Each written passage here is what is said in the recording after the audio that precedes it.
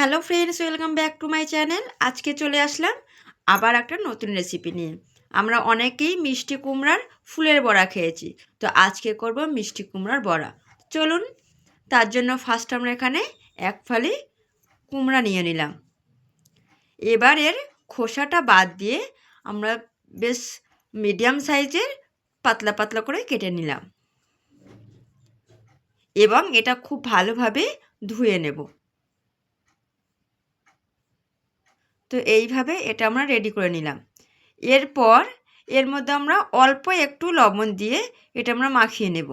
লবণটা মাখিয়ে এটা আমরা 5 মিনিটের জন্য একটু রেস্টে রাখব।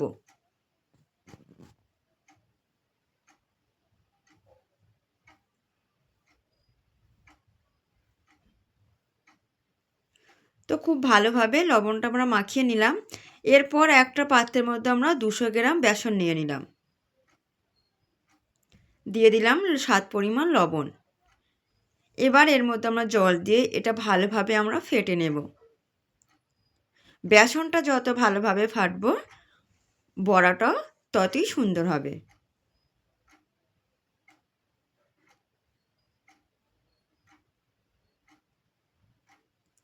এটা একটু ফেটে নেওয়ার পর এর মধ্যে আমরা দিয়ে দিলাম 1 মুষ্টি চালের গুঁড়া। আবার এর মধ্যে জল দিয়ে এবার এটা আমরা ফাইনালভাবে রেডি করে নেব।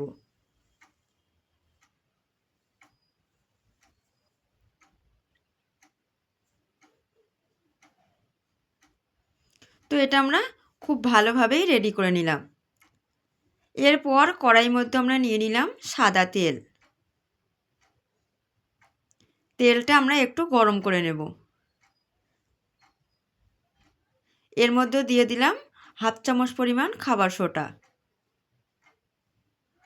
খাবার সোডা দিয়ে এটা ফেটে নেওয়ার পর এবার আমরা কুমড়াটা এর মধ্যে ভালোভাবে বেসনটা এপিট ওপিট কুমড়া গায়ে মাখিয়ে নেব। নিয়ে আমরা গরম করা তেলের মধ্যে একটা একটা করে দিয়ে দেব। আর এই সন্ধ্যার শীতে গরম গরম চা মুড়ির সঙ্গে কম সময়ের মধ্যে একেবারেই জমে উঠবে। তো এগুলো আমরা এপিট ওপিট খুব ভালোভাবে ভেজে নেব, যাতে ভিতরে কুমড়াটা কাঁচা না থাকে। তো গ্যাসের জালটা একটু আস্তে দিয়ে এগুলো আমরা রেডি করে নিচ্ছি। তো দেখতেই পাচ্ছেন কত সুন্দরভাবে বড়াটা রেডি হয়ে গেছে, আর খেতেও কিন্তু খুব সুন্দর ছিল। তো আমরা এইভাবে আজকে আমাদের পুরো রেসিপিটি রেডি করলাম। আপনাদের কেমন লাগলো অবশ্যই কমেন্টে জানাবেন। ভালো লাগলে একটা সাবস্ক্রাইব করে দেবেন।